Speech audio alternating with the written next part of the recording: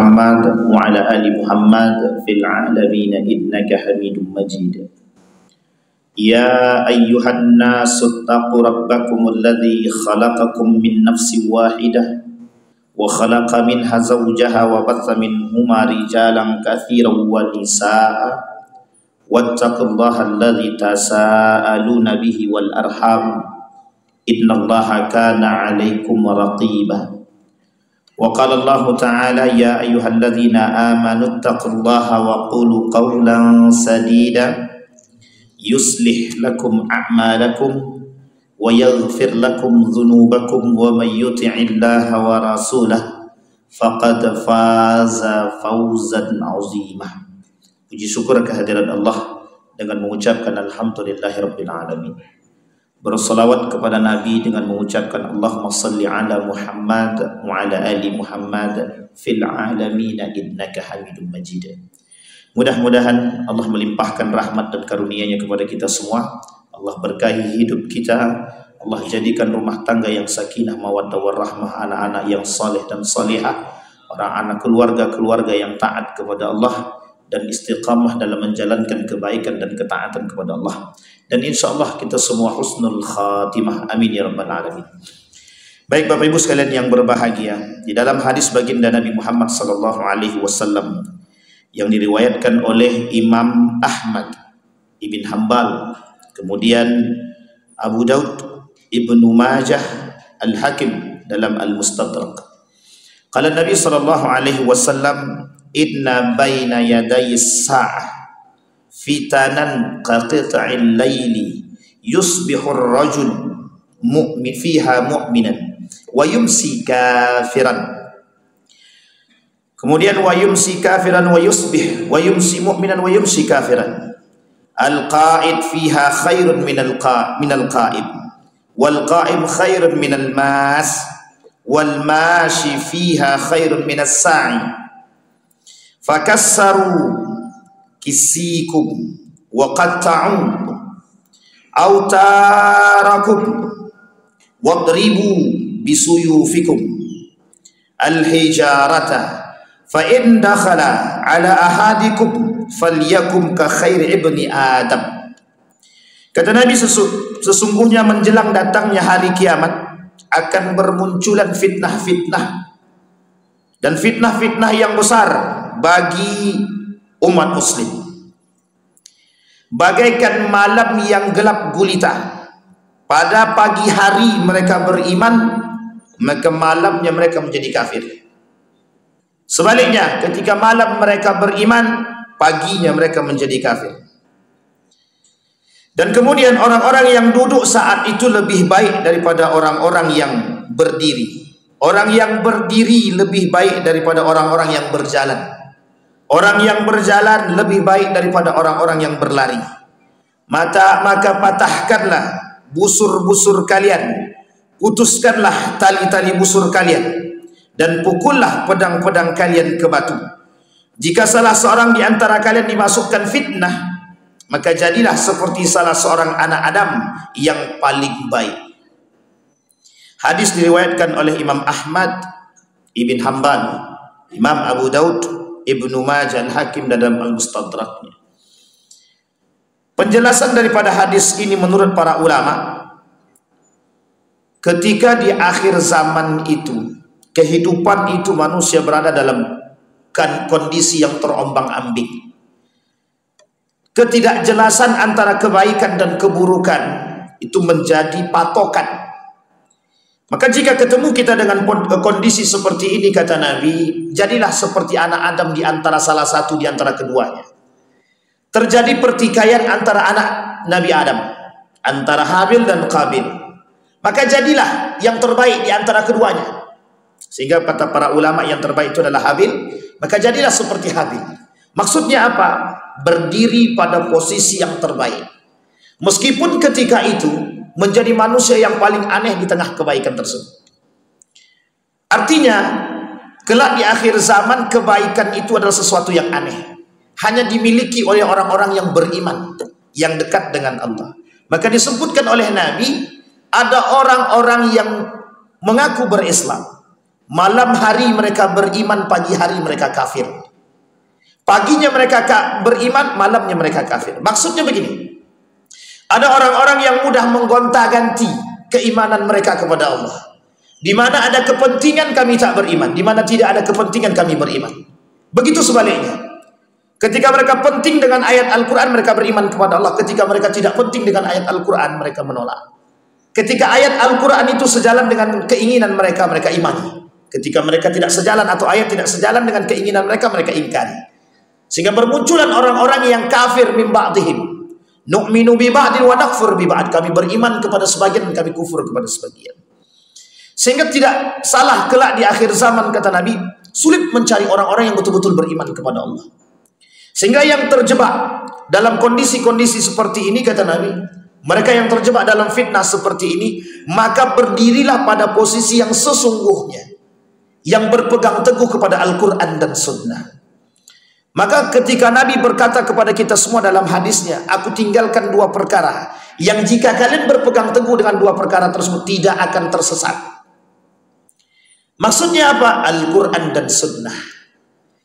Dalam riwayat yang lain Nabi berkata, kelak sunnah itu, sunnahku kata Nabi, akan ditinggalkan. Tidak akan terjadi hari kiamat ketika sunnahku akan ditinggalkan. Jadi umat muslim asing dengan sunnah-sunnah baginda Nabi Muhammad SAW.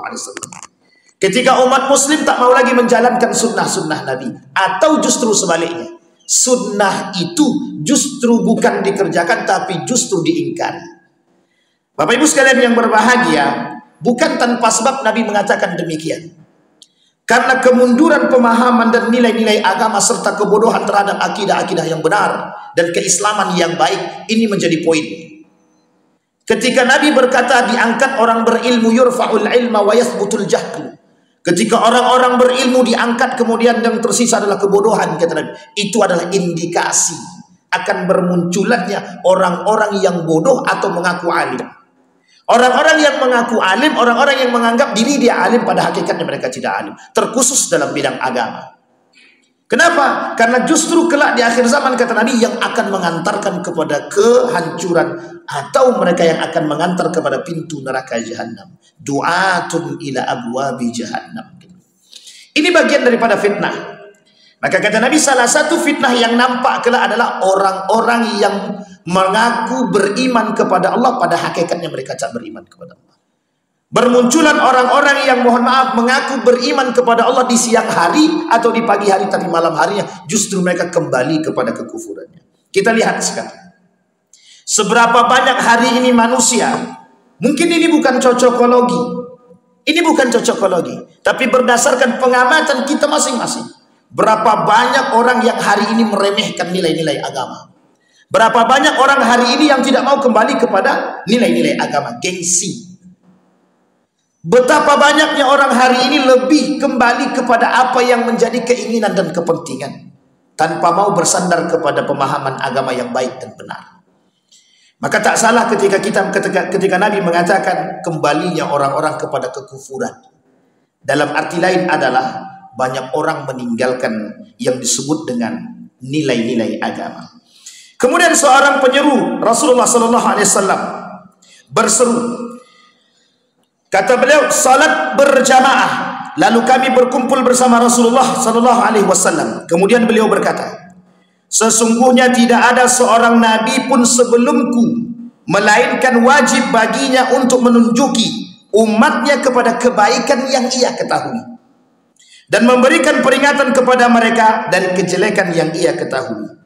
Dan sesungguhnya umat kalian ini dijadikan keselamatannya di awal, dan orang yang ada di akhir akan tertimpa musibah, juga berbagai perkara yang kalian ingkari.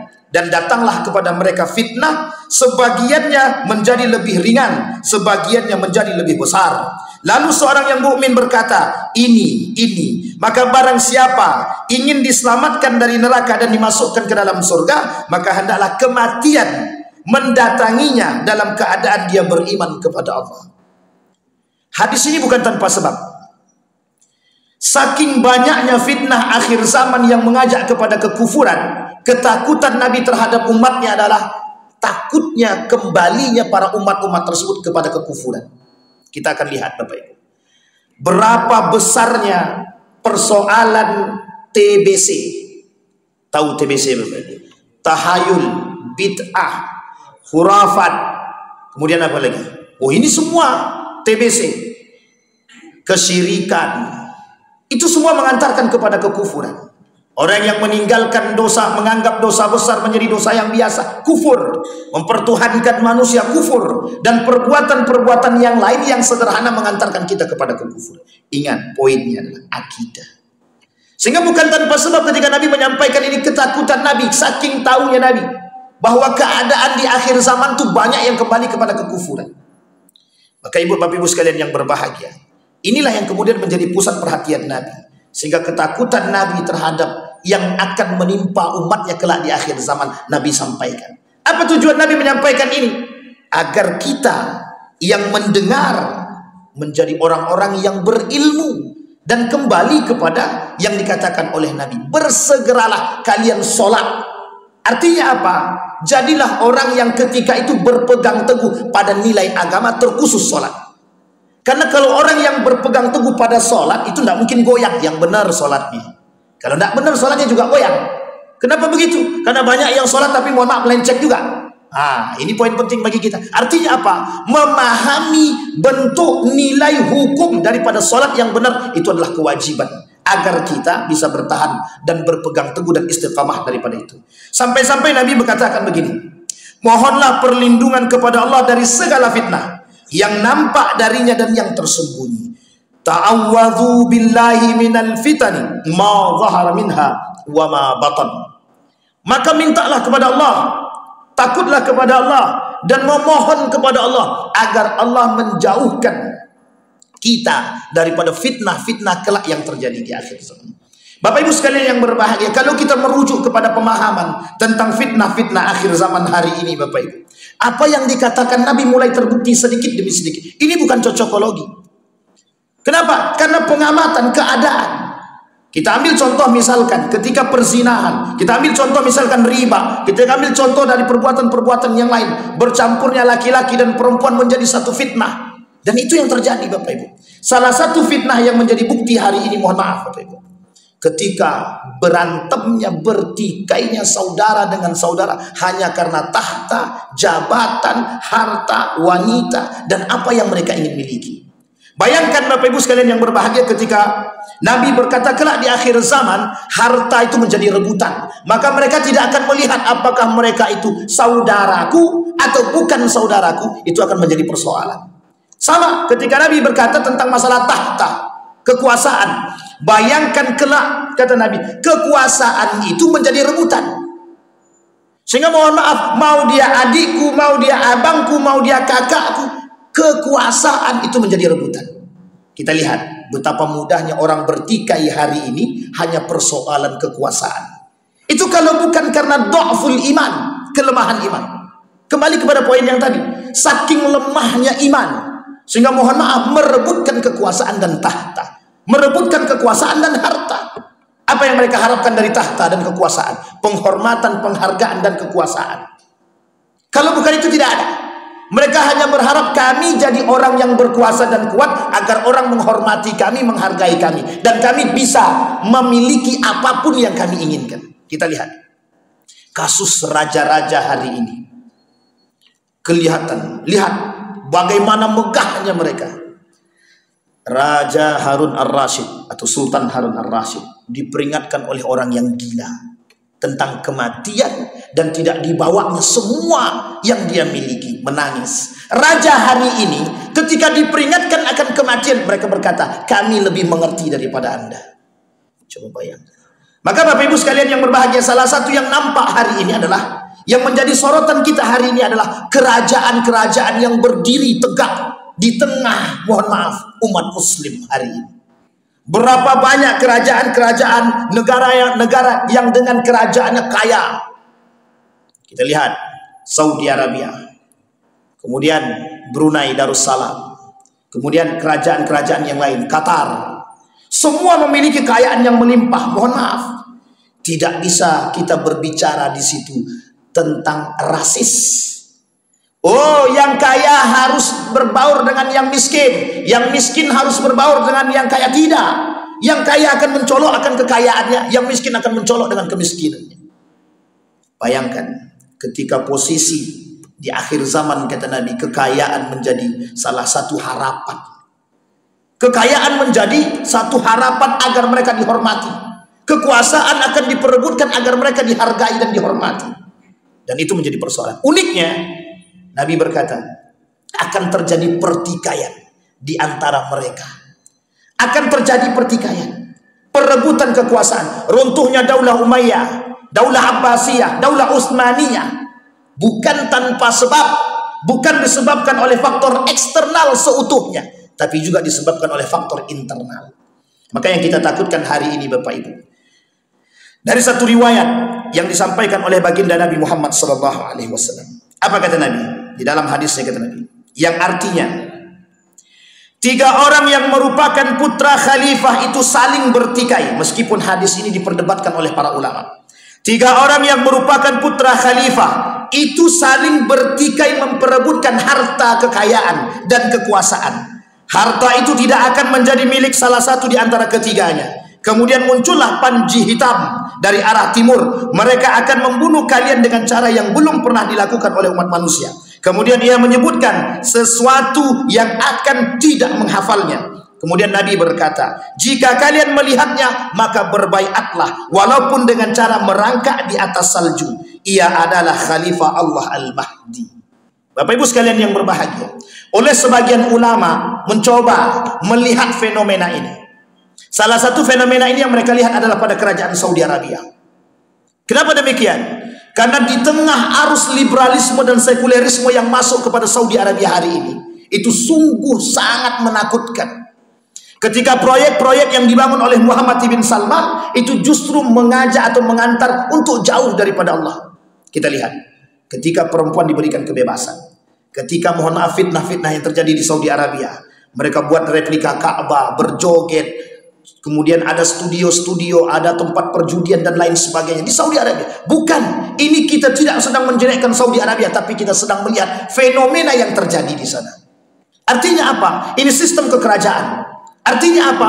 Bisakah kita mengambil poin atau pelajaran daripada demikian? Kalau kita merujuk kepada hadis Nabi, oleh sebagian ulama mengatakan ini bagian daripada fitnah. Bayangkan, tidak usah terlalu jauh. Harta warisan yang ditinggalkan mampu membuat orang bertikai. Apalagi begitu banyak harta yang ditinggalkan oleh raja. Raja merasa memiliki segalanya, maka orang wajar berebut untuk mendapatkan kekuasaan. Sehingga dalam poin ini Bapak Ibu, banyak orang-orang yang kemudian mencoba spekulatif, berspekulasi terhadap kerajaan Saudi hari ini. Kata mereka, jika meninggal Raja Salman, maka akan terjadi pertikaian yang besar di antara para saudara. Oleh para sebagian ulama mengatakan hadis ini tidak bisa dipegang.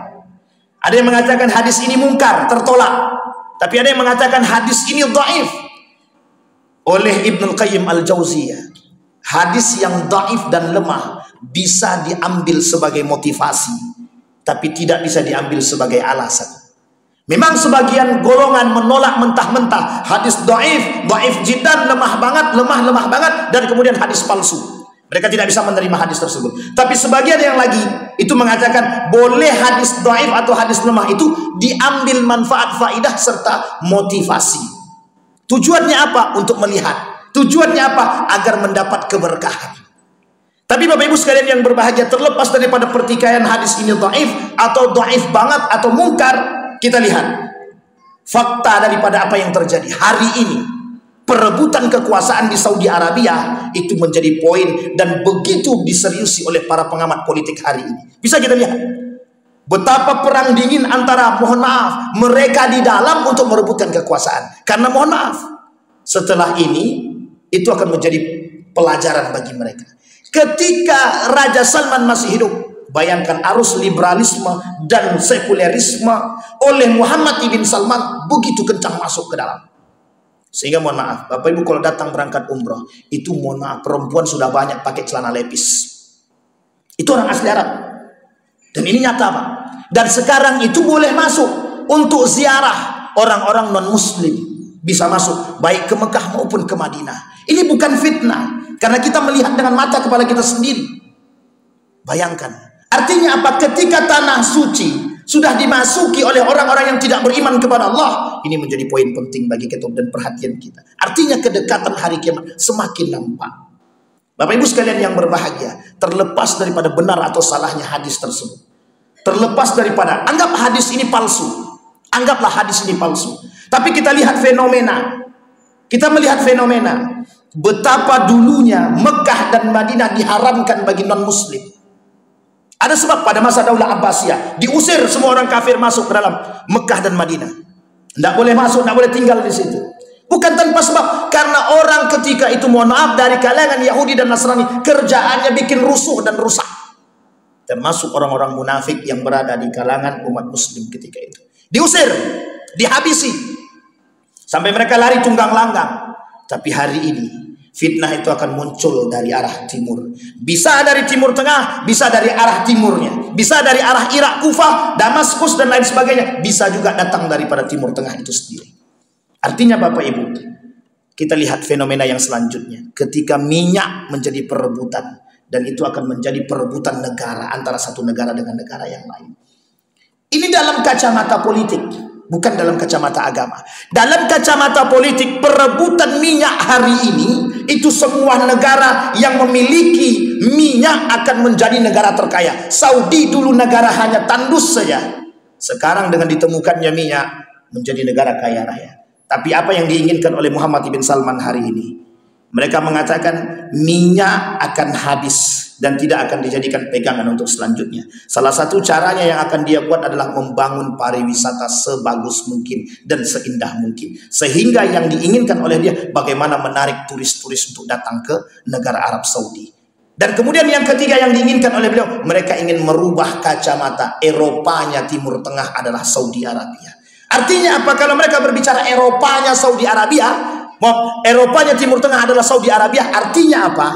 Salah satu karakter daripada Eropa hari ini adalah sekulerisme, jauhnya daripada nilai-nilai agama. Kalau kita kembalikan kepada poin yang pertama dari hadis yang kita sampaikan, berapa banyak fitnah-fitnah yang timbul hari ini, itu fitnah-fitnah yang terbesarnya adalah jauhnya umat muslim daripada fitnah, jauhnya umat muslim daripada nilai-nilai agama. Kita lihat ketika seorang wanita berjoget. Dulu Arab Saudi itu Pak anti dengan joget. Sekarang mohon maaf itu Pak. Di Riyadh itu kalau Bapak lihat, ya Arab, kita takut Pak. Bahkan lebih parah daripada Eropa itu sendiri. Mereka berjoget, berdansa, perempuan tanpa kerudung, laki-laki dan lain sebagainya bercampur. Na'udzubillah tsumma na'udzubillah. Bahkan mohon maaf sudah mulai masuk pula bioskop. Itu biasa Ustaz, cuman bioskop. Tempat judi sudah banyak masuk di sana. Meskipun tidak di Mekah dan Madinah, tapi di tempat-tempat yang lain daripada Saudi Arabia. Dulu ada satu tempat di Al-Ula itu tidak boleh ditempuh. Hari ini dibuka sebagai wisata. Dulu salah satu tempat di Saudi Arabia itu di Al-Ula namanya. Itu ada peninggalan tempat yang bersejarah. Salah satunya itu tempat ada orang-orang yang terlaknat pada masa dahulu. Oleh Nabi tidak boleh berkunjung ke situ. Hari ini dibuka. Siapapun boleh berkunjung. Mau muslim, non muslim silahkan. Padahal dulu disampaikan oleh Nabi tidak boleh berkunjung tempat terlaknat tersebut. Itu ada di Saudi Arabia. Jarak 400 km daripada kota Madinah. Namanya Al-Ula. Bapak Ibu sekalian yang berbahagia. Dengan semakin meluasnya arus liberalisme dan sekulerisme yang merubah pola pikir masyarakat, yang mengajak kita untuk mohon maaf sedikit demi sedikit menjauh daripada nilai-nilai agama. Artinya begini, ketika perempuan menjaga dengan baik kehormatannya, ketika perempuan menjaga dengan baik auratnya, muncul kebijakan-kebijakan untuk memberikan keleluasan kepada perempuan untuk mendapatkan haknya seperti dengan laki-laki. Padahal tidak ada sedikit pun Islam bertujuan untuk mengkerdilkan perempuan. Tapi lihat yang dikembangkan oleh konsep feminisme. Bagaimana perempuan hari ini itu sama seperti dengan laki-laki. Bahkan lebih parah lagi ketika mereka sudah berkuasa, ketika mereka sudah punya harta. Ini disebabkan masuknya pemikiran yang merusak. Pada hakikatnya mereka jauh daripada nilai ketaatan dan kepatuhan kepada Allah dan suaminya. Begitulah arus itu masuk dan disiapkan oleh mereka. Saudi Arabia anti dengan musik dahulunya. Sekarang tidak. Semua tempat, meskipun di Mekah dan di Madinah itu terjaga, tapi di tempat lain, di Saudi Arabia, Riyadh, Jeddah, bebas. Perempuan boleh tidak berkerudung. Itu haknya mereka. Itu terserah. Kata mereka itu haknya kan. Perempuan boleh nyetir mobil, boleh jualan, boleh ke pasar dan lain sebagainya, silahkan. Bahkan mohon maaf, perempuan boleh masuk dalam taksi sekalipun cuma hanya perempuan itu dengan supirnya. Dulu tidak boleh, Pak. Mereka anggap itu kongkongan bagi perempuan. Mereka anggap itu diskriminasi bagi perempuan. Itu tidak membuat leluasa bagi hak-haknya perempuan. Sehingga terjadi mohon maaf pengkerdilan terhadap perempuan. Sehingga diajukanlah satu pengajuan agar hak dan kebebasan perempuan diberikan oleh Muhammad ibn Salman, dibuka. Inilah yang kemudian menjadi ketakutan oleh para ulama hari ini. Dengan munculnya kebijakan-kebijakan yang dilakukan oleh Muhammad ibn Salman yang ingin membuat kaca atau kacamata Eropa di Saudi Arabia menjadi pusat perhatian oleh para ulama, menjadi poin penting bagi para ulama, menjadi diskusi penting bagi para ulama untuk kemudian melihat ini akan berdampak negatif kepada siapa? Kepada umat muslim seluruhnya. Jadi kalau Saudi saja berubah, maka semua akan berubah. Kenapa? Kiblat kita di situ. Maka sebagian ulama yang mencoba untuk melawan kebijakan-kebijakan yang dibangun oleh mereka, oleh pemerintah, oleh pangeran, maka ulama-ulama tersebut dimasukkan ke dalam penjara. Artinya apa? Diktator. Satu karakter kata Nabi kelak di akhir zaman akan muncul pemimpin yang diktator kata Nabi. Mulkun adud. Dan itu sudah ditampakkan hari ini. Bagi setiap para ulama yang mengkritik daripada kebijakan pemerintah Saudi Arabia akan dimasukkan ke dalam penjara. Bahkan sampai hari ini masih ada ulama yang belum dikeluarkan.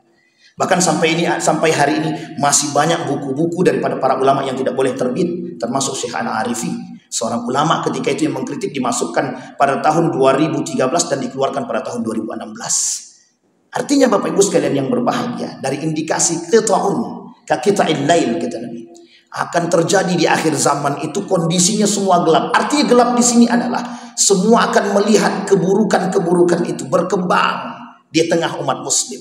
Yang paginya beriman, malamnya berubah menjadi kafir. Artinya apa? Sama seperti yang tadi kita katakan. Untuk mendapatkan harta, kekuasaan dan lain sebagainya. Pada hakikatnya yang haram bisa mereka halalkan. Pada hakikatnya yang salah bisa mereka benarkan. Dan ini kebalikannya. Maka tak salah ketika Nabi berkata, jagalah, jagalah. Apa yang harus dijaga? Dirimu.